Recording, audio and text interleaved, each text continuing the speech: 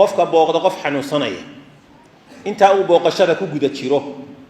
ama uu sii socdo ama uu ka soo socdo ama uu la joogade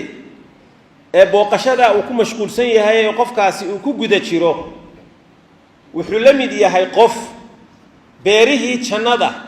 dhex socda oo midhaheedii macaankeedii iyo khayrkeedii guranaya ayuu la mid yahay meesha nabiga ku shabahaya alayhi salatu wasalaam beerihii jannada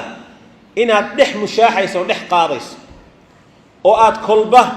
noocyadii kala duwanaaye ilaahay meesha dhigay barwaaqada ahaa aad kolba mid guranayso qof caynkaas uu la mid yahay markaasay saxaabadu waxay ku yiraahdeen eraygu nabigu isticmaalay alayhi salatu wasalaam khurfatil janna ayay garan waayeen eraygu micnihiisa wuxuu yahay markaas uu fasiray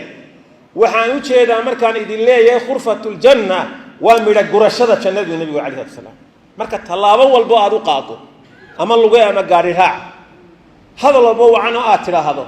أذكارات كو أخرسه دعاء دعيسه أدونات كو بيرسه شناهم بعض قرنيسا إلهي أكتي سبحانه وتعالى وحمرك ما يعيش سر باكو ترتو شنادا يا قرت سيده دبا من نندي بدأ كتشوغا قرت شنادا مثلا نين إلهي نسيب سيو قليبا قرتا نين إلهي نسيب سيو قليبا شنادا قرت معنى هذا مركا وحويان شنادا لغو قلا بوقشدا بوكانك شنادا لغو قلا مركاسا ولي si taxtaxaashin ah oo barwaaqo ah ayaa ilaahay ku deeqsiinaya jannada ku siinaya fadlan daawade follow garayso page-ka Facebook ee Dulmar Media siina leek garayso page-ka si aad goor kasta halkan uga heshid warar iyo warbixino ku heli galiya waad mahadsan tahay